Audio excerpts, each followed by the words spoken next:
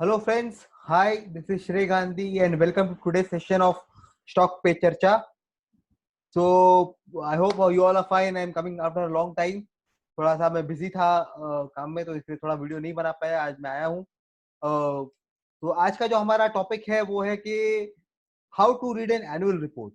जैसे आपने मेरा अगर पहले वीडियो देखे 5 गोल्डन रूल्स ऑफ इन्वेस्टमेंट या 6 steps to buy your first share, उसमें मैंने हमेशा कहा है कि आपको कंपनी के बिजनेस मॉडल को समझना होगा, उसको प्रॉपर्ली अंडरस्टैंड करने के बाद ही आपको इन्वेस्ट करना चाहिए। तो वो बिजनेस मॉडल क्या है, कैसे समझना है, वो उसकी डिटेल इन्फॉर्मेशन जहाँ बेस्ट सोर्स है वो होता है कंपनी का एनुअल रिपोर्ट जो कंपनी देती है। तो पर एनुअल रिपोर्ट होता है इतना बड़ा 250-300 पेज का कि हमें लगता है कि हमें इतना बड़ा में हम पढ़े क्या। तो इसी के रिगार्डिंग मैं आज वीडियो लाया हूँ कि आपको कौन सी चीजें एनुअल रिपोर्ट में पढ़नी चाहिए, कौन सी आप अवॉइड कर सकते हैं, कौन सी चीजों पे आपको खास फोकस करना चाहिए। तो ये सारी चीज ताकि आपको मालूम पड़े कि कंपनी कैसे परफॉर्म कर रही है, और आपको हिस्टोरिकली अगर मैं बोलूँ तो आपको कम से कम 4 या 5 साल का एनुअल रिपोर्ट पढ़ना चाहिए, ताकि आपको ट्रेंड समझ आए कि कंपनी ने कैसा परफॉर्म किया ओवर द इयर्स। तो पर इसमें पूरा एनुअल रिपोर्ट नहीं पढ़ना है, कुछ चीजें आप अवॉइड कर सकते हैं, तो वो मैं आपको आज बताऊंगा कि कौन सी चीजें आप अवॉइड कर सकते हैं। साथ ही में मैं आपके लिए वापस स्टॉक ऑफ द डे एक स्टॉक लाया हूँ, फंडामेंटली स्ट्रॉन्ग स्टॉक, जो मुझे लगता है कि अच्छा परफॉर्म करेगा। तो जैसे हमेशा मैं लाता हूँ, वैसे आपके लिए एक और स्टॉक लाया हूँ आज। तो उसके पहले कि हम वीडियो शुरू करें, मैं चाहता हूँ कि आप, अगर आपने मेरे चैनल को अभी तक लाइक या सब्सक्राइब नहीं किया है, तो प्लीज लाइक या सब्सक्राइब कर लीजिए। साथ में बेल आइकन को भी दबा दीजिए, ताकि आपको और भी इंपॉर्टेंट नोटिफिकेशन सारे जो वीडियो के आते हैं वो आपको मिलते रहे। साथ ही में मेरा फेसबुक पे पेज भी है, स्टॉक पे चर्चा। टेलीग्राम चैनल पे आप जुड़ जाइए, ताकि आपको और मार्केट रिलेटेड अपडेट्स वगैरह आपको ऑन द स्पॉट मिलती रहे। साथ ही में दोस्तों, मैंने शुरू प्लान किया है कि मैं अपनी कंसल्टेंसी सर्विसेज भी शुरू करना चाहता हूँ, की है मैंने। इसमें अगर आपका पोर्टफोलियो है और अगर आप चाहते हो कि मैं उसको थोड़ा सा एनालाइज करके आपको बताऊं कि आपको कौन से स्टॉक उसमें रखने चाहिए, कौन से नहीं रखने चाहिए, या फिर आपको प्रॉपर बैलेंस करके दूं आपके रिस्क रिस्क एपेटाइट के अकॉर्डिंगली, आपका सेक्टर एलोकेशन प्रॉपर्ली हो, ताकि आपको सारे सेक्टर एक ओवर एक्सपोज कोई सेक्टर में आपका रिस्क ना हो। तो ये सब अगर आप चाहते हो कि मैं आपका पोर्टफोलियो थोड़ा ओवरव्यू करूं, तो उसकी भी मैंने सर्विसेज चालू की है। तो वो है, प्लस मैंने एक व्हाट्सएप पे और टेलीग्राम पे अपना प्राइवेट ग्रुप चैनल भी बनाया हुआ है, प्राइवेट, जहाँ पे मैं स्टॉक रिकमेंडेशन और मार्केट अपडेट्स देता हूँ, which is different from what I give in my general channel में जो देता हूँ। तो उसके वो भी है एक मेरी सर्विस। तो अगर वो आप सर्विसेज लेना चाहते हैं, तो उसके रिगार्डिंग और डिटेल इन्फॉर्मेशन और चार्जेस के रिलेटेड बात करने के लिए आप मुझे कांटेक्ट कर सकते हैं। मेरा कांटेक्ट नंबर नीचे दिया हुआ है। स्टॉक पे चर्चा के आपको कांटेक्ट नंबर मुझे पता है, आप ईमेल आईडी वगैरह आपका दिया हुआ है मैंने, तो नीचे डिस्क्रिप्शन में, तो आप वहां से मुझे कांटेक्ट कर सकते हैं। तो उसके लिए, तो चलो शुरू करते हैं आज का हमारा वीडियो।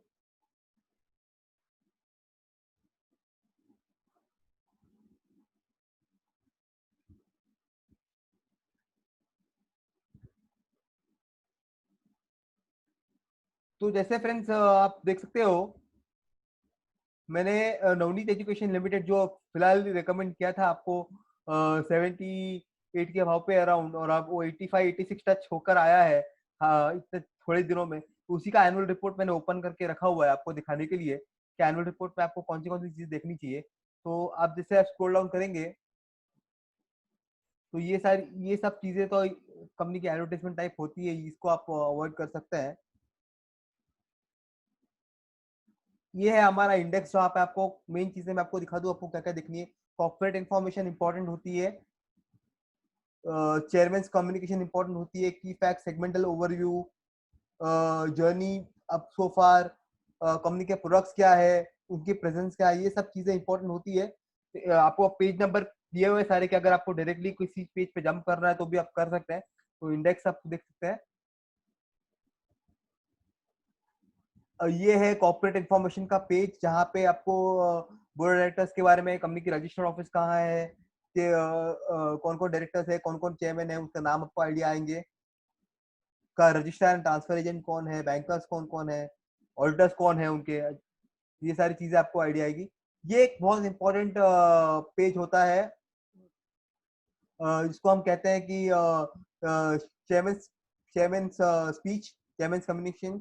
इसमें आपको बहुत इंपॉर्टेंट इन्फॉर्मेशन मिल जाती है, लेकिन जहाँ पे आपको करंट ईयर का परफॉर्मेंस कैसा रहा वो दिखाते हैं, वो बताते हैं चेयरमैन, और उनका फ्यूचर का विजन क्या है, फ्यूचर वो क्या एक्सपेक्ट करते हैं, वो भी इसमें आपको इस चेयरमैन स्पीच में मिलता है। तो इसको आपको बहुत ध्यान से पढ़ना है, और आपको सेगमेंट वाइज इंफॉर्मेशन देखो, आपको दिया कि कौन सा सेगमेंट ने कितना ग्रो किया है, क्या उनका फ्यूचर बिजनेस है। तो ये आपको हमेशा बहुत ही ध्यान से पढ़ना है, ये पूरा chairman speech line to line आपको पढ़ना है। आपको काफी इंफॉर्मेशन यहाँ पे मिलेगी about the current year's performance as well as the future vision of the company. ये कंपनी का कुछ हिस्ट्री है, आप इसको कंपनी के मिशन विजन, इसको आप इग्नोर कर सकते हैं। मिशन विजन आप क्या क्या है, ये एक स्नैपशॉट सा दिया हुआ है कि कंपनी की मैन्युफैक्चरिंग लोकेशन कितनी है, सब्सिडीज कितनी है, ये सारी चीजें इंफॉर्मेशन है। FY19 में के की हाईलाइट दिए हुए है, इसमें तो कंपनी हमेशा वही पोर्ट्रे करती है जो अच्छी अच्छी चीजें हैं। तो आप एक ग्लांस मार सकते हैं, बट डिटेल में आपको जब फाइनेंशियल्स आपको एनालाइज करना है तो आपको समझ में आएगा, इसको आप एक ग्लांस मार सकते हैं। ये है सेगमेंटल ओवरव्यू पेज।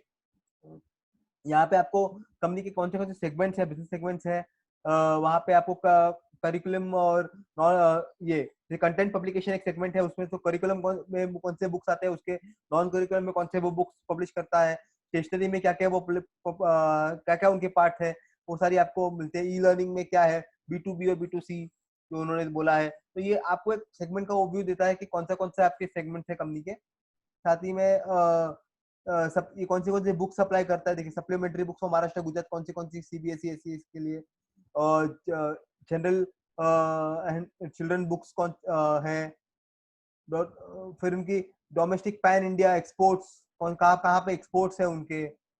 ठीक है, तो ये सारा एक ओवरव्यू सा दिया हुआ है, ये भी आपको इम्पोर्टेंट है, आपको देखना चाहिए ताकि आपको ओवरव्यू आ जाए कंपनी के प्रोडक्ट सेगमेंट के बारे में, और कंपनी कहाँ कहाँ ऑपरेट करती है, डोमेस्टिक है, पूरी फुली डोमेस्टिक है, एक्सपोर्ट भी है उनका, एक्सपोर्ट है तो कहाँ कहाँ है, ये एक ओवरव्यू आ जाए आपको। ये एक हिस्टोरिकल पूरा पेज है कि कंपनी ने पूरा हिस्टोरिकली कैसे शुरू की, उन्होंने कैसे कैसे अपने जर्नी उसने अपनी रखी। तो ये भी आपको एक ओवरव्यू की तरह आपको जरूर पढ़ लेना चाहिए, ताकि आपको एक पूरी जर्नी कंपनी की मालूम पड़ जाए कि कंपनी ने हर साल कैसे कैसे क्या कि कोई नया अवार्ड्स मिले हैं या कुछ ने क्या हर साल क्या क्या नया लॉन्च किया उन्होंने। तो ये एक इम्पोर्टेंट पेज हो जाता है, जर्नी सो फार। ये आपको ये फैक्ट्री प्रोवाइस, ये ठीक है, फैक्ट्री प्रोवाइस का उनकी फैक्ट्रीज कहाँ का है उनका उन्होंने फोटो दिया हुआ है, वो आप इग्नोर कर सकते हैं, इसमें कुछ इतना। हाँ, यहाँ पे एक बहुत इंपॉर्टेंट चीज है, ये है फाइनेंशियल हाईलाइट्स दिए हुए उन्होंने on the stand alone business. अभी आपको मैं बता दूं स्टैंड अलोन और कंसोलिडेटेड में फर्क क्या है। स्टैंड अलोन मतलब कंपनी का जो company as a the main company जो है उसका परफॉर्मेंस क्या है, खाली उसका परफॉर्मेंस लिया जाता है, वो होता है स्टैंड अलोन। और जब उसकी सब्सिडरीज का परफॉर्मेंस में मर्ज करके जो टोटल परफॉर्मेंस लिया जाता है उसको बोलते हैं कंसोलिडेटेड। तो हमको एक्चुअली दोनों देखना चाहिए, बट जहां तक हम मोस्टली कंपनी को कंसोलिडेट पे ही वैल्यू करते हैं, उनका कंपनी का कंसोलिडेट परफॉर्मेंस ही देखते हैं ज्यादा करके। पर फिर भी आपको स्टैंड अलोन भी देखना चाहिए ताकि आपको मालूम पड़े कि स्टैंड अलोन और कंसोलिडेट में डिफरेंस कितना है, और को ये आइडिया है कि सब्सिडरीज आपका कितना कंट्रीब्यूट कर रही है। तो ये एक इम्पोर्टेंट है। तो इसमें एक स्नैपशॉट दिया हुआ है, ये बहुत इंपॉर्टेंट है, इसने कंपनी ने 10 साल का स्नैपशॉट दिया हुआ है। तो आपको पूरा आपको एक ओवरव्यू आ जाएगा कि कैसे रेवेन्यू ग्रो हुआ है, कैसे अदर इनकम ग्रो हुई है, EBITDA profit before depreciation tax कैसे है, नेट प्रॉफिट कैसे ग्रो हुआ है, पूरा उन्होंने एक 10 साल का ओवरव्यू दिया है, ये बहुत अच्छा है। इसको आपको देखना चाहिए, और आपको पैसा परसेंटेज कैलकुलेट करना चाहिए कि देखिए सेल्स ग्रोथ कैसा रहा है over the years. Compounded annual growth rate जो होता है CAGR, एक बार आप कैलकुलेट करके देखिए कि कंपनी कैसे ग्रो कर रही है, टॉप लाइन कैसे ग्रो हो रहा है, बॉटम लाइन कैसे ग्रो हो रहा है, मतलब प्रॉफिट कैसे ग्रो हो रहा है, क्या उसका 15, हमें हमेशा ऐसी कंपनी सिलेक्ट करनी चाहिए ज्यादा करके कि इसका 15% के ऊपर सेल्स ग्रोथ हो ओवर 5 ईयर्स का। आप देखो लास्ट 5 ईयर्स का ग्रोथ कैसा रहा है, सेल्स का, प्रॉफिट का। तो वो ऐसी कंपनी हम सिलेक्ट करें जिसका सेल्स ग्रोथ 15% से ऊपर रहा है, प्रॉफिट ग्रोथ भी अच्छा रहा है, और एबिटा भी अच्छे ग्रोथ में ग्रो हुआ है। तो एक स्नैपशॉट आपको देती है कंपनी, ये आपको जरूर देखना चाहिए।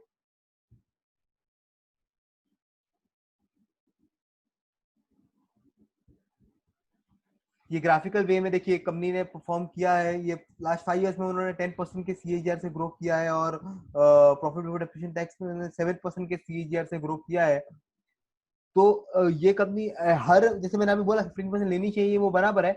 बट जैसे हर कंपनी जरूरी नहीं कि वो उसी 15% और कोई क्राइटेरिया नहीं होता। 10% सीएजीआर ग्रोथ वगैरह वो इंडस्ट्री टू इंडस्ट्री डिपेंड करता है, कंपनी टू कंपनी भी डिपेंड करता है। तो आपको साथ में आपके, जब आप देखते हो तो आपकी जो कॉम्पिटिटर्स है उसका ग्रोथ भी देखना चाहिए। तो अब आपको मालूम पड़ेगा कि उससे अगर अच्छा परफॉर्म कर रही है कंपनी तो कंपनी अच्छी है। तो ये उसकी रेवेन्यू ग्रोथ है, ये उसका प्रॉफिट बिफोर टैक्स और पैट ग्रोथ है। ये उन्होंने ग्राफिकल वे में समझाया है। तो ये कंपनी का नेटवर्थ कितना है, देखिए वो नेटवर्थ कैसे ओवर द इयर्स ग्रो हुआ है। आरओई आरओसी कैसे, देखिए कॉन्स्टेंटली कंपनी ने अराउंड 20% का return on capital employed, return net worth maintain किया है। तो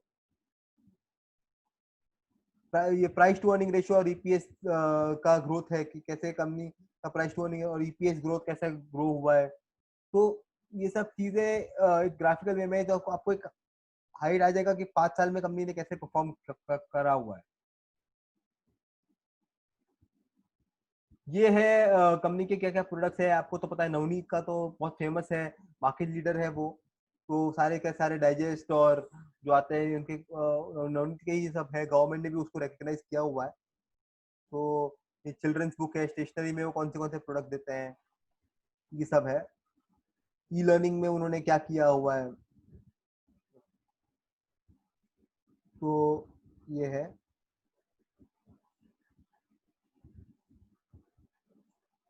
ये अवार्ड्स वगैरह हैं, ये आप स्किप कर सकते हैं, इसमें कुछ इतना इम्पोर्टेंट नहीं होता।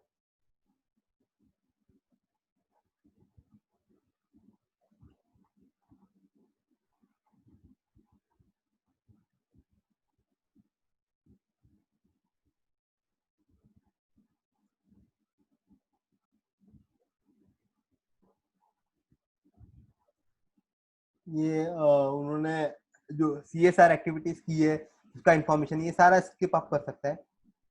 ये एक इम्पोर्टेंट चीज है, वापस आपको देखनी चाहिए इस पेज पे। बोर्ड डायरेक्टर्स के, कंपनी के बोर्ड डायरेक्टर्स कौन कौन है, उनका क्या क्वालिफिकेशन है, क्या वो कितने एजुकेटेड है। इससे आप पढ़ोगे तो आपको आइडिया आएगा कि जो बोर्ड डायरेक्टर्स है, जो मैनेजमेंट है कंपनी का, वो कैसा है, क्या क्या वो एजुकेटेड है, सारे अच्छे है कि नहीं। कोई फिर आपने जैसे कहा था कि आप बोर्ड डायरेक्टर्स का भी आप देख लीजिए, कोई फ्रॉड स्कैम तो उन्होंने नहीं किया, उनके नाम से देखकर आप सर्च मारी गूगल पे कि कोई फ्रॉड स्कैम तो उन्होंने नहीं किया। तो ये सब आप अगर, तो आप मालूम पड़ेगा एनुअल रिपोर्ट से कौन कौन डायरेक्टर्स वगैरह हैं। तो आप के बारे में आप स्टडी कर सकते हैं उनके बारे में, क्योंकि मैनेजमेंट अच्छा होगा तो ही आपकी कंपनी अच्छे से वो गवर्न करके चला पाएंगे। ये है सबसे important page, management discussion and analysis report. इसमें आपको इकोनॉमी के बारे में, ग्लोबल इकोनॉमी के बारे में, इंडियन इकोनॉमी के बारे में इकोनॉमिक आउटलुक दिया जाता है। फिर कंपनी, पूरा इंडस्ट्री जो एजुकेशन सेक्टर है, इंडस्ट्री की एनालिसिस करके दी जाती है कि करंट में इंडस्ट्री एनालिसिस 18-19 में कैसे थी इंडस्ट्री, फ्यूचर में क्या इंडस्ट्री के ग्रोथ ड्राइवर्स रहेंगे, पब्लिक, ये सारी सारी इंफॉर्मेशन, प्लस उनके जो सेगमेंट्स के परफॉर्मेंस है वो भी हर चीज दी जाती है इसमें।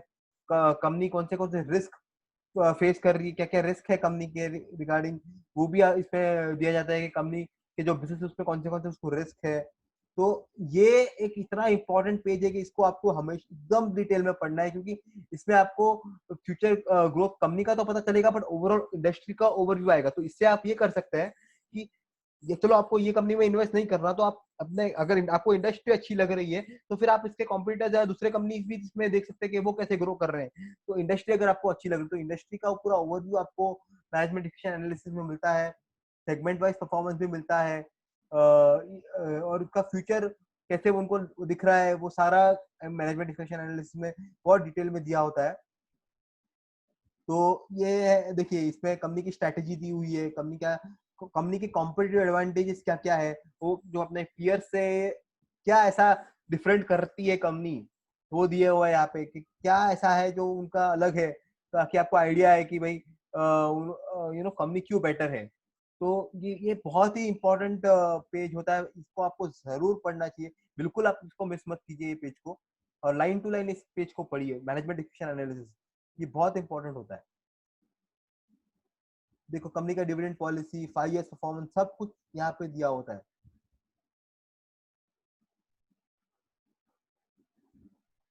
मैनेजमेंट ये नोटिस, आप फिर नोटिस टू शेयर होल्डर्स है, इसमें आप ये पूरा आप ये कर सकते हैं, इसमें कुछ इतना इंपॉर्टेंट नहीं होता, खाली रेजोल्यूशन वगैरह इतने इंपॉर्टेंट नहीं होते, तो ये आप पूरा ऐसे ये कर सकते हैं।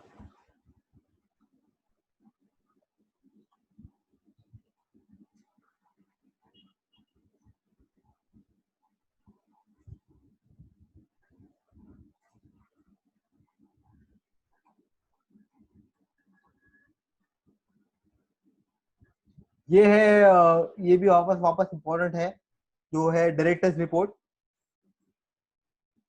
देखिए उन्होंने स्टैंड अलोन परफॉर्मेंस भी दिया है, इस साल का कंसोलिडेट भी दिया है।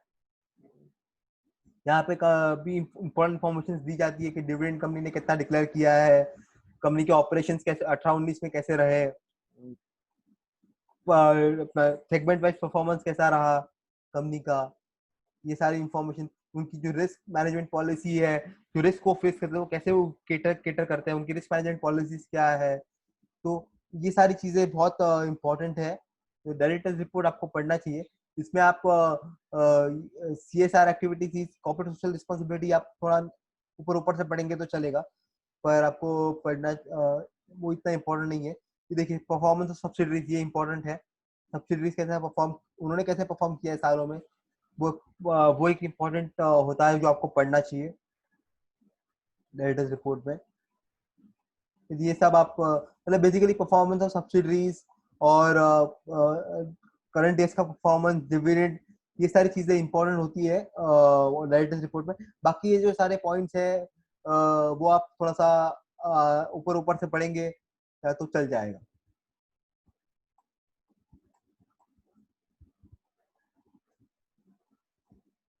ये वापस CSR एक्टिविटीज, ये कंपनी ने क्या क्या CSR, ये सारा आप इग्नोर कर सकते हैं, कोई बुरी बात नहीं है।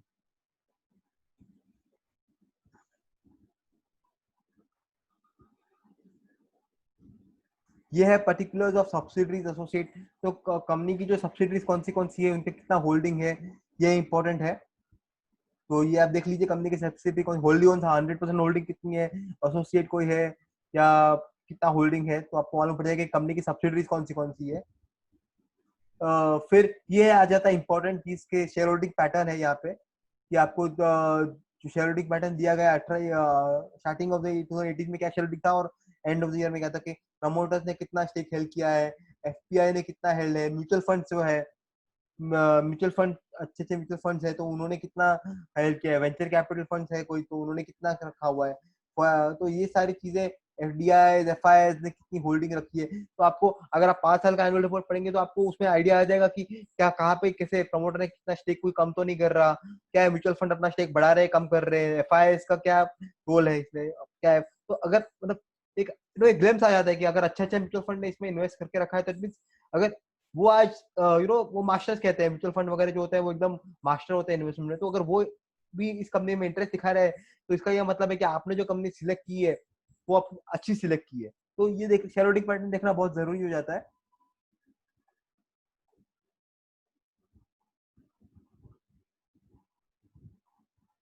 ये सारा शेयर होल्डिंग पैटर्न है। आप देखिए कि प्रमोटर्स है तो प्रमोटर्स में कौन कौन है, कोई ऐसे तो नहीं कि इंडिविजुअल के नाम पे है, कि कंपनी के नाम पे प्रमोटर्स ने रखा हुआ है अपना स्टेक। ये देखिए टॉप 10 शेयर होल्डर्स कौन है, HDFC ट्रस्ट की कंपनी है, फ्रैंकलिन देखिए, Franklin in India smaller company, इन्होंने इन्वेस्ट करके रखा हुआ है, UTI, तो कोटक इमर्जिंग इक्विटी, तो आप देख सकते हैं कि कोटक है, HDFC का नाम है, तो मतलब इससे आपको एक आइडिया आ जाएगा कि क्या ये कंपनी बहुत अच्छी है, और अच्छे अच्छे म्यूचुअल फंड ने भी इसमें इन्वेस्ट करके रखा हुआ है।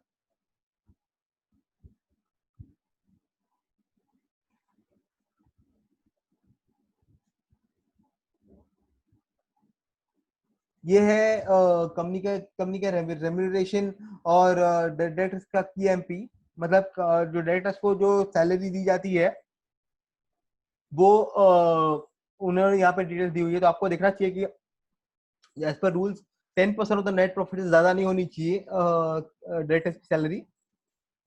तो आपको देखना चाहिए क्या उन्होंने विदाउट सीलिंग वो सीडिंग लिमिट के अंदर अंदर ही है या इक्वल टू है जो सैलरी वो ले रहे हैं, और कहीं ऐसा तो नहीं कि भाई बहुत ज्यादा सैलरी दी जा रही है, या मीटिंग अटेंड करने के लिए जो है मीटिंग अटेंड करने के लिए जो सैलरी दी जाती है वो कितनी का डायरेक्टर्स ले रहे हैं।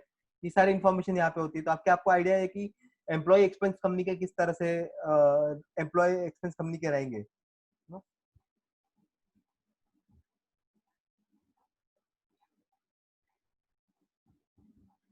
फिर ये सेक्रेटरी ऑडिट रिपोर्ट है, इसको आप पूरा अवॉइड कर सकते हैं, ये कोई इतना इम्पोर्टेंट नहीं होता हमारे एनालिसिंग पर्सपेक्टिव से।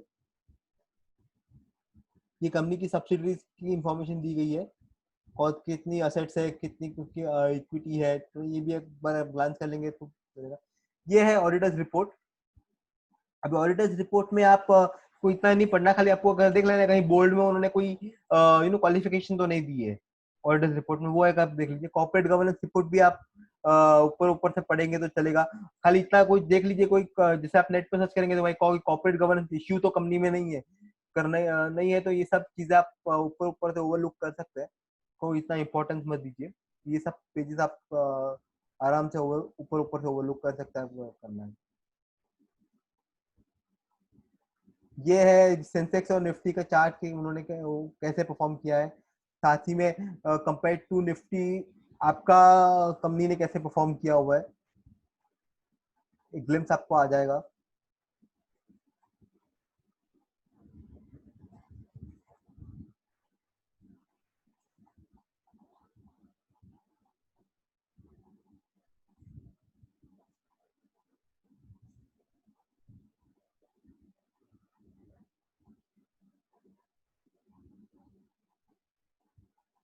ये है अपना ये और stand alone audited stand alone results company के 18-19 के, उसमें भी ऑडिटर्स रिपोर्ट है, तो आप एक बार जरा ग्लिम्स कर लीजिए। अब जैसे मैंने कहा कि कोई क्वालिफिकेशन ना हो।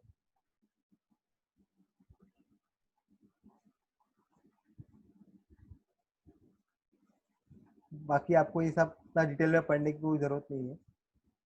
ये है बैलेंस। अभी यहाँ पे शुरू हो जाती है बैलेंस शीट, तो आप इससे आपको मालूम पड़ेंगे कि कंपनी के असेट्स कौन से हैं, प्लांट एंड इक्विपमेंट में कितना इन्वेस्टमेंट है कंपनी का, कंपनी ने इन्वेस्टमेंट सब्सिडी कितना है, तो फाइनेंशियल असेट्स कितने हैं, कंपनी की इन्वेंट्री कितनी है। तो ये तो 1 साल का है, जैसे अगर आप 5 साल का देखोगे तो आपको एक आइडिया आ जाएगा कि स्नैपशॉट में कि कंपनी के इन्वेंट्री का बढ़ रही है, कंपनी की रिसीवेबल्स कैसे बढ़ रहे हैं कि नहीं, कैश कितना है, लोन्स एंड एडवांस कितने हैं, बोरोइंग प्रोविजंस देखिए, provisions other non current liability borrowing कितनी है। जैसे यहाँ पे 21,000 से 29,000 हुई है, यहाँ पे बोरिंग इंक्रीज हुई है वो 18-19 में। तो फिर आपको अगर आप 5 इयर्स का ऐसे ग्लैंस देखोगे, आपको आइडिया कहीं आपको लगे कि भाई बहुत सब्सटैंशियल इंक्रीज हो रहा है कहीं पे कि साल में, तो आप उसके आपको डिटेल्स अभी जानना है नीचे, तो आप उसके शेड्यूल में यहाँ पे मैं दिखाऊंगा नीचे, जो नीचे शेड्यूल आएगा वहां पे आपको डिटेल्स मिलेगी कि अगर बोरिंग बढ़ी है तो क्यों बढ़ी है, कहाँ कौन सी बोरिंग, कहाँ उन्होंने टर्म लोन ली है, क्या उन्होंने कार लोन ली है, क्या किस रिगार्डिंग उन्होंने बोरिंग, कहाँ से उन्होंने क्यों का पैसा कलेक्ट किया है, किस लिए पैसा कलेक्ट किया है, तो वो आपको आइडिया आएगा। तो मतलब बेसिकली बैलेंस शीट जो दिखाता है वो है कि वो अब तक की एज ऑन दिस डेट क्या परफॉर्मेंस है कंपनी की।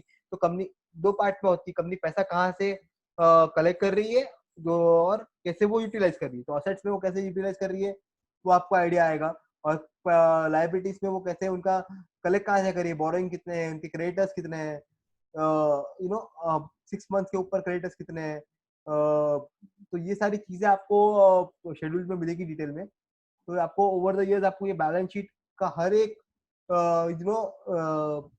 चीजें ध्यान से देखनी चाहिए, क्योंकि कहते हैं कि every number has a story to it. हर एक नंबर की एक स्टोरी होती है, उसके पीछे एक स्टोरी होती है कि आपको हमेशा ये देखना चाहिए कि कंपनी जो पैसा कलेक्ट कर रही है वो कैसे यूज कर रही है। अगर आप फाइनेंशियल एनालिसिस बराबर करेंगे, देखेंगे, एनुअल रिपोर्ट पढ़ेंगे, तो आपको आइडिया आएगा कि कंपनी कहीं पैसा घुमा तो नहीं रही है, क्या वो जो कलेक्ट कर रही है वो प्रॉपर यूटिलाइज कर पा रही है कि नहीं। इसी से सारे प्रॉफिट लॉस बैलेंस शीट से सारे रेशो आते हैं, यू नो कि जैसे इन्वेंट्री टर्नओवर रेशो है, तो इन्वेंट्री यहाँ से आपको मिलेगी, आप ऑन सेल्स करके देखो तो इन्वेंट्री टर्नओवर रेशो मिलेगा। तो वो आपको आइडिया आएगा। फिर वर्किंग कैपिटल आपको करंट एसेट, करंट लायबिलिटी, तो वर्किंग कैपिटल आपको आइडिया आ जाएगा कि वर्किंग कैपिटल कितना है कंपनी का। तो ये सारी चीजें आपको थोड़ा सा बैलेंस शीट हमेशा आपको वो ग्लांस हमको आपको देखनी चाहिए, ताकि आपको, और ऐसे नहीं कि आप 1 साल का पढ़ो, 1 साल से कुछ आइडिया नहीं आएगा। अगर आप 4-5 साल का एनुअल रिपोर्ट ऐसे पढ़ोगे कंपनी सिलेक्ट करने से पहले, तो आपको एक ट्रेंड मालूम पड़ेगा और एक आपको एक आइडिया आएगा कंपनी के परफॉर्मेंस का। तो जैसे यहाँ पे रेवेन्यू ऑपरेशंस है, तो ये रेवेन्यू इंक्रीज हुआ है, उसका जो डिटेल्स होगा वो सारा शेड्यूल में। अदर इनकम, देखो अदर इनकम यहाँ पे कम हुई है, तो क्यों अदर इनकम कम हुई, कौन सी ऐसी अदर इनकम है जो कम हुई है। तो फिर आप हर एक जो एक्सपेंस है, जैसे कॉस्ट ऑफ मटेरियल कंज्यूम्ड है, ठीक है, तो as a percentage of sales आप करके एक बार कैलकुलेट करके देखिए कि as a percentage of sales वो कैसे ग्रो हो रहा है, यू नो। तो आपको आइडिया आएगा। एम्प्लॉय एक्सपेंसेस है, फाइनेंस कॉस्ट, इंटरेस्ट कॉस्ट है, वो अब जैसे लोन बढ़ा ही है तो ऑब्वियसली इंटरेस्ट कॉस्ट भी बढ़ेगा, तो इंटरेस्ट कॉस्ट बढ़ी है, देखिए। तो टैक्स एक्सपेंसेस कैसे रहे, तो ये आपको एक यू नो ये है। और कैश फ्लो, कैश फ्लो तो बहुत ही इंपॉर्टेंट होता है, क्योंकि कैश फ्लो इज एक्चुअल, क्या आपको कैश कितना मिल रहा है। तो जो सारा कैश फ्लो का है, कैश फ्लो ऑपरेशन आपको हमेशा देखना चाहिए कि ये या कैश फ्लो ऑपरेशन पॉजिटिव है कि नहीं। तो आपको ओवर द इयर्स ऐसा तो नहीं, कंपनी कभी कभी प्रॉफिट दिखा देती है, कि वो अक्रूवल बेस पे होता है तो प्रॉफिट तो दिख जाता है, बट मालूम पड़ा है कि कैश, कंपनी कैश जनरेट ही नहीं कर पा रही है उसका, तो फिर कैश फ्लो ऑपरेशन नेगेटिव है, तो दैट मींस कि वो कंपनी अच्छी नहीं है। तो आपको हमेशा कैश फ्लो ऑपरेशन देखना चाहिए, ये वाला पार्ट, कि वो कैसे ग्रो हो रहा है ओवर द इयर्स। तो ये सारी चीजें आपको इंपॉर्टेंट होती है आपको देखने की।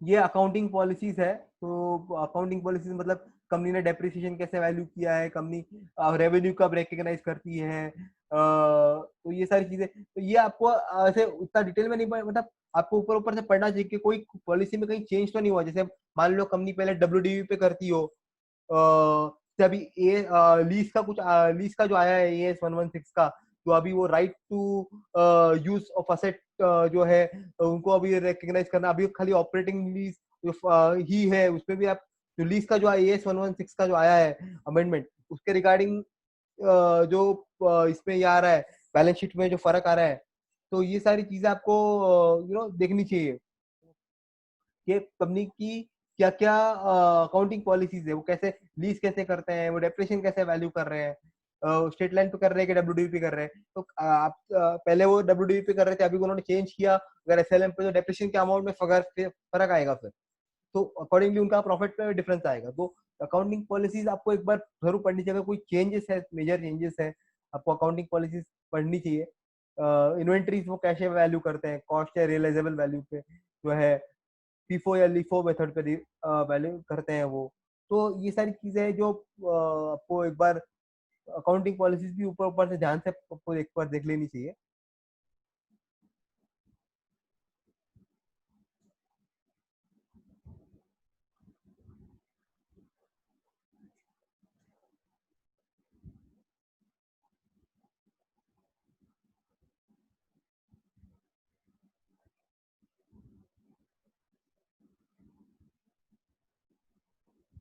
ये चेंजेस इन इक्विटी है, ये अभी ये सारे शेड्यूल जो हमने देखिए कि शेड्यूल चालू हो गए, कि भाई असेट है, तो अगर हम लोग देखा था प्रॉपर्टी प्लांट एंड इक्विपमेंट, भाई starting of the gross block में कितना था, उन्होंने कंपनी ने कोई नया असेट लिया तो एडिशन कितना किया, उसके ऊपर एक्यूमुलेट डेप्रिसिएशन कितना हुआ है। तो ये आपको शेड्यूल्स में आपको डिटेल्स आए मालूम पड़ जाएगी। कैपिटल वर्क इन प्रोग्रेस है, तो कैपिटल वर्क इन प्रोग्रेस में एंड ऑफ द ईयर में कितना था, स्टार्टिंग में कितना था, और मार्च एंड में कितना कैपिटल वर्क इन प्रोग्रेस में अमाउंट है। तो इस अभी आपको जो आप जब शेड्यूल सब एक बार देखेंगे, तो आपको, तो हमने बैलेंस शीट में एक एक आइटम पढ़ी थी, उसकी डिटेल्स आपको सब सारी शेड्यूल में मिलती है, तो वो आपको एक बार ग्लांस कर लेनी चाहिए, और पढ़ना चाहिए कि आपको मालूम पड़े कि डिटेल्स कहाँ क्या। इन्वेस्टमेंट अगर कंपनी ने किया है, तो इन्वेस्टमेंट, इक्विटी इन्वेस्टमेंट कहाँ कहाँ उन्होंने इन्वेस्टमेंट किया है, देखो सब्सिडी में इन्वेस्ट किया है, उन्होंने सब्सिडीज में इन्वेस्ट की हुई है, फिर अनकोटेड इन्वेस्टमेंट कितने, कोटेड इन्वेस्टमेंट कितने, और ये सारी जो इन्फॉर्मेशन है ये इंपॉर्टेंट होती है, आपको आपको मालूम पड़ना चाहिए कि कहाँ पे इन्वेस्ट, डिफर्ड टैक्स एसेट में क्या क्या चीजें हैं उनकी। तो शेड्यूल्स आपके बहुत बहुत इंपॉर्टेंट होते हैं, और शेड्यूल्स आपको खास करके शेड्यूल्स आपको ध्यान से पढ़ने चाहिए ताकि आपको डिटेल्स मालूम पड़े एक एक फिगर की।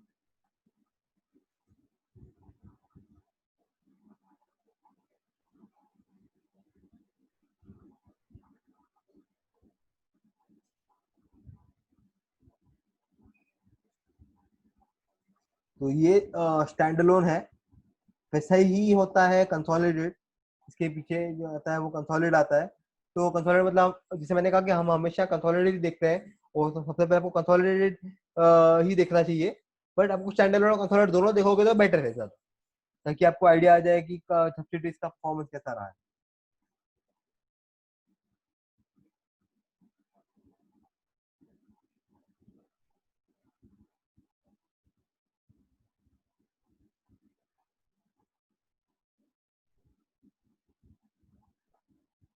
ये सारे के सारे शेड्यूल्स है।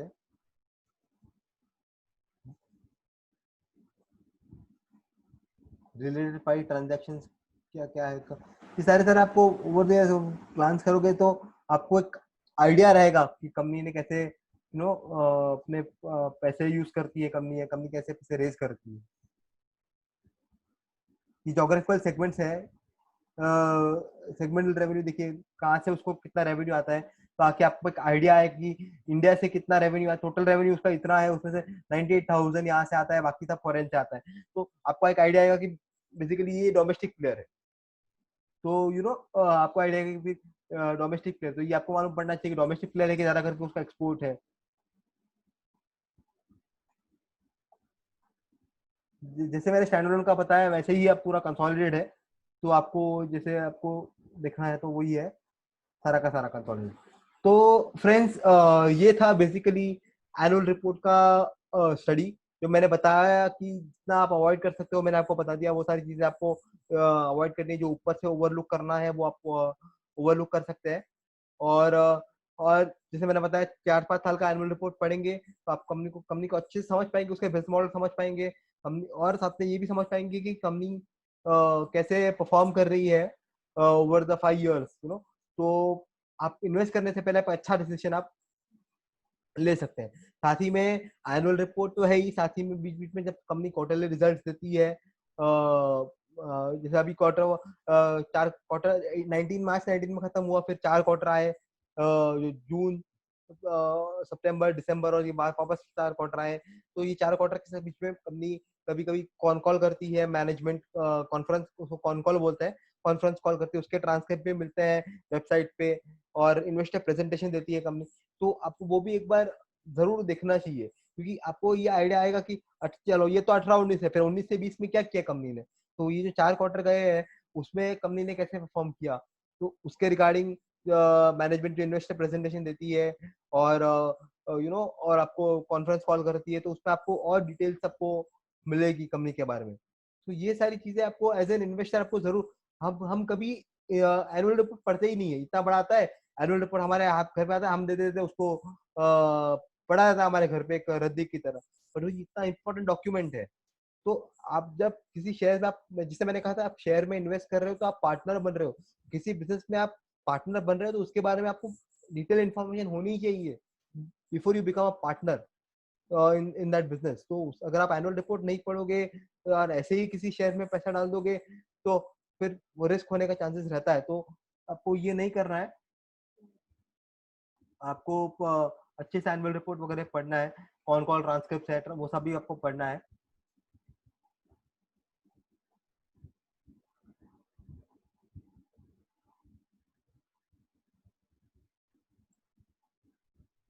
तो फ्रेंड्स, ये एनुअल रिपोर्ट का था, साथ ही में जैसे मैंने कहा था कि मैं एक और स्टॉक भी लाया हूँ आपके लिए, आज फंडामेंटल स्ट्रॉन्ग स्टॉक है जो मुझे लगता है जो अच्छा परफॉर्म करेगा इन द कमिंग पीरियड, उसके बारे में हम डिस्कस शुरू कर देते हैं।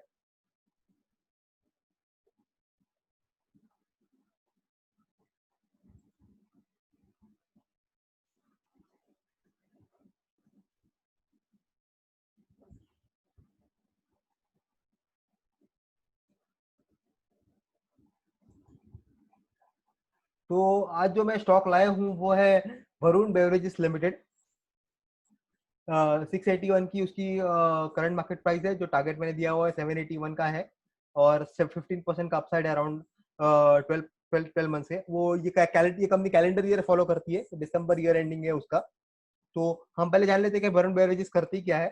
तो Varun beverages limited is engaged in the manufacturing, selling and bottling of distribution of beverages of Pepsi brand.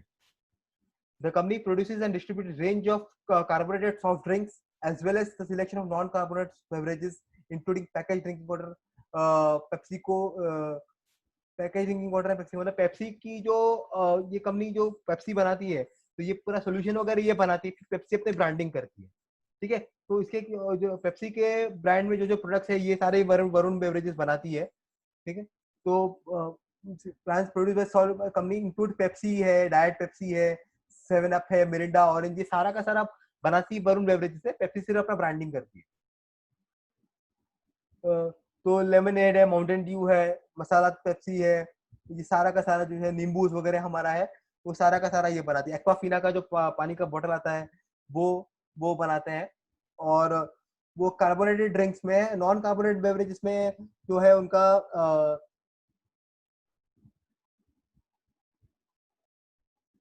Non carbonated में है कंपनी का ट्रॉपिकाना का जो जूस आता है, स्लाइस स्लाइस आप पीते हो, तो 7 अप है, नींबू जो आप पीते हो, ये सारा का सारा वरुण बेवरेजेस का ही है। ये एक निफ्टी 200 कंपनी है।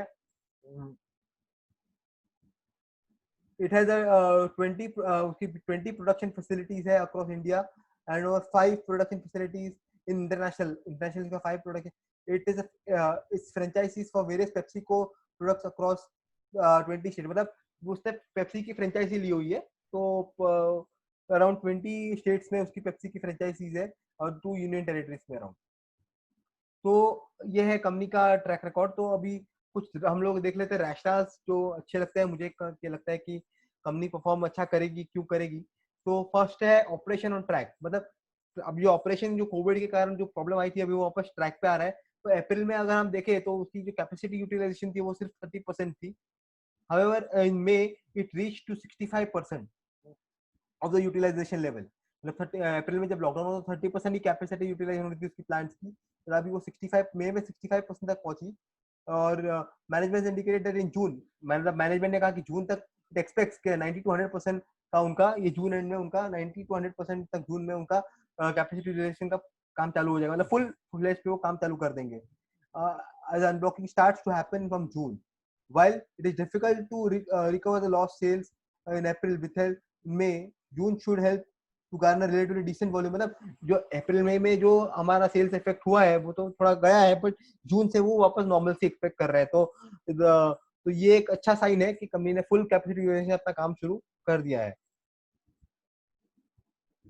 अभी उनका जो 65% ऑफ द कंजम्पशन जो है वो सेमी अर्बन और रूरल एरिया में है। तो जो है कि वो जो एरिया थे सेमी अर्बन और रूरल एरियाज जो थे वो ज्यादा कोविड से इफेक्ट नहीं हुए थे। तो quick, so this is not, तो वो रिलेटिवली क्विक कम बैक कर पाएगी कंपनी। जो थोड़ा बहुत इफेक्ट हुआ था वो अभी रिकवर कर पाएगी कंपनी को। उसका 65% प्रेजेंस उसका रूरल और सेमी अर्बन एरिया में, जहाँ पे कोविड का इतना कुछ इम्पैक्ट नहीं है, तो इसके लिए कंपनी के रेवेन्यूज को इतना फर्क नहीं पड़ेगा। थर्ड जो रैशनल मुझे लगता है वो राइजिंग ट्रेंड इन होम कंजम्पशन। तो while out of home consumption is important for VBL, with the lockdown there has been a shift in the consumption pattern in home consumption from 50 to 55% of the total sales volume for the company and consistently reported month on month basis। Okay, मतलब इसमें ये क्या कहना चाहता है कि ये कैसा है कि पहले पेप्सी वगैरह जो था, जैसे हम लोग अभी क्या है, घर पे ही रहे सारे, तो जब घर पे आ रहे हैं तो जो उनका जो बड़ी बोतल है, जो 1 लीटर 1.5 लीटर की जो बॉटल है, जहाँ पे उनको रेवेन्यू ज्यादा आता है, रियलाइज ज्यादा आता है, उसकी कंजम्पशन बढ़ गई है बिकॉज ऑफ दिस लॉकडाउन। कि आप बाहर जाते हो तो आप अकेले जा रहे हो तो आप छोटी बोतल लोगे पेप्सी की 500 ml की, पर आप घर पे मंगा रहे हो, आप सब पियोगे तो आप 1.5 लीटर की बोतल लोगे। तो उसके कारण उसके जो अच्छा मार्जिन जहाँ से उसको मिलता है, जहाँ से अच्छा रियलाइज मिलता है, उसका कंजम्पशन उसका बढ़ गया है बिकॉज ऑफ दिस। तो वो एक कंपनी के लिए बेनिफिशियल है। साथ ही में जो अभी डोमिनोज पिज्जा वगैरह जो थे, अभी उनका डोमिनोज पिज्जा के साथ टाइप है, बराबर है, जुबिलेंट फूड वर्क्स जो कंपनी डोमिनोज पिज्जा का उसका टाइप है। तो लॉकडाउन में काफी लोगों ने डोमिनोज पिज्जा वगैरह घर पे ऑर्डर किए थे, क्योंकि टेक अवे में वही चल रहा था, होटल्स वगैरह तो बंद थे। तो और डोमिनोज पिज्जा हमेशा कॉम्बो में पेप्सी के साथ अपना रखती है। तो इससे जो कॉम्बिनेशन आता है पिज्जा के साथ पेप्सी का हमेशा, तो उससे इस कंपनी के सेल्स में काफी अच्छा फर्क पड़ेगा। नेक्स्ट है कि जो उसके मार्जिन है, तो उसकी जो रॉ मटेरियल कॉस्ट है, शुगर है, पीईटी, वो वो कम ही रहने की एक्सपेक्टेशन है CY20 में। तो उसकी जो एबिटा मार्जिन है, जो ऑपरेटिंग मार्जिन बोलते हैं, वो 20 से 21% के अराउंड रहेगी इस करंट ईयर में।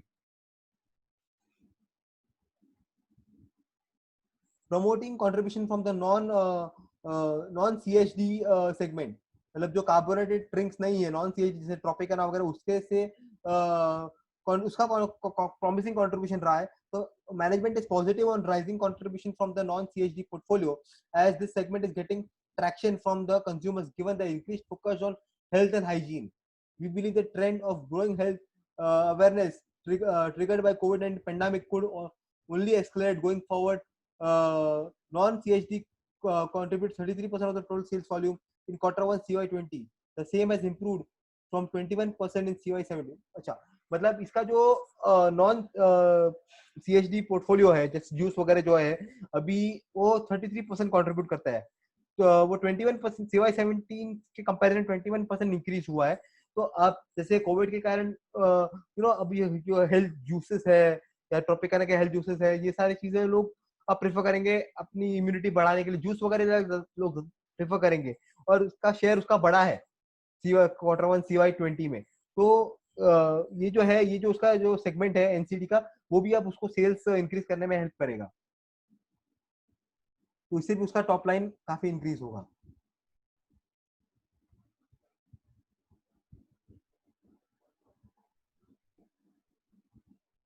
ओके, तो अभी नेक्स्ट जो हमारा रैशनल है वो है कॉम्पिटिटिव सिनेरियो। यहाँ पे company was able to maintain good presence in the market during the early lockdown days as it had inventory of around 30-50 crores because before the start of the season. Given its wider distribution network, BBL was able to reach retailers early than its peers.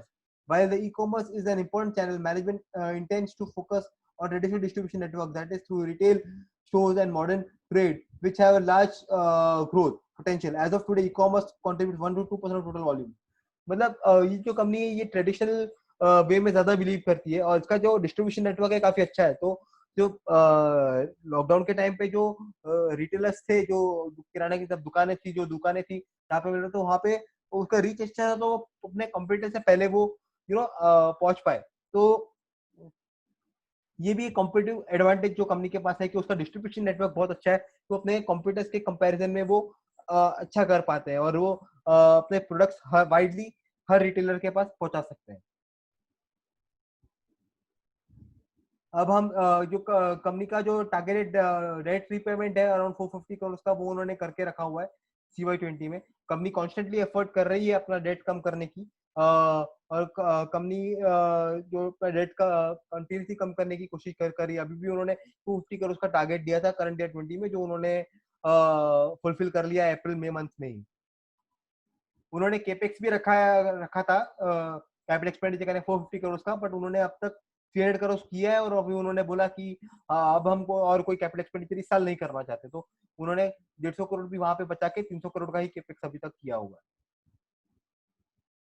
Historically भी अगर आप देखो तो company ने काफी अच्छा perform किया है। लास्ट 3 साल में सेल्स ग्रोथ 22% रही है, और प्रॉफिट ग्रोथ 114% रही है।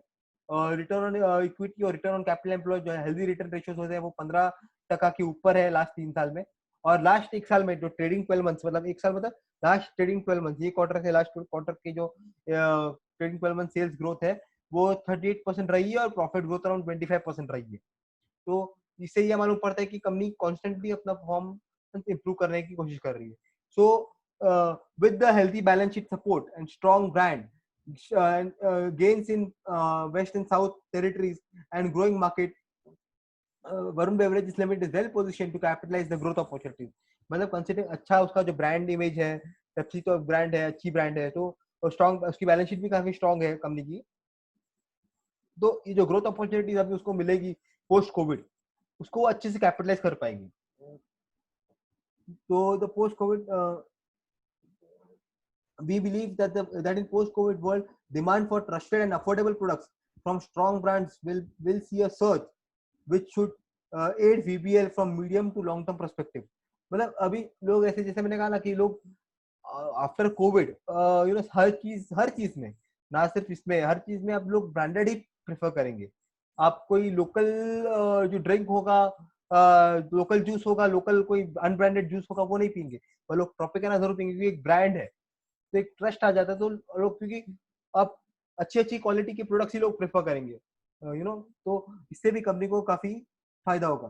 Further relaxation in lockdown restrictions and resumption of office in some of the metros from June would further support the improvement in volumes as higher movement of people and gradual opening of restaurants would aid improvement। मतलब अभी जैसे lockdown का ये हो गया है अपना, lockdown अभी एंड हो गया, ऑफिस वगैरह भी धीरे धीरे ऑफिस सारे चालू हो गए हैं, तो होटल्स वगैरह भी अब कुछ कुछ ओपन हो रहे हैं। तो यहाँ ये सब हो गया, तो भी वो वहां भी जो पेप्सी वगैरह बिकती थी, वहां पे भी सेल्स से उनकी वॉल्यूम में भी उनको फर्क पड़ेगा। तो बेसिकली अब H2FI जो 21 है, वहां से वो अच्छा रिकवरी अपना मेंटेन करेगी और जो ग्रोथ अपना है वो अपना मेंटेन रखेगी। जो 2-3 महीने का जो उसका स्लैक था अप्रैल मार्च अप्रैल में, जो उसका सेल डाउन हुआ था, बस वही उसको इफेक्ट है। बाकी ओवरऑल उसके बाद से मई से वो कंपनी ने अच्छा ही परफॉर्म का सेल्स में परफॉर्म करना शुरू कर दिया है।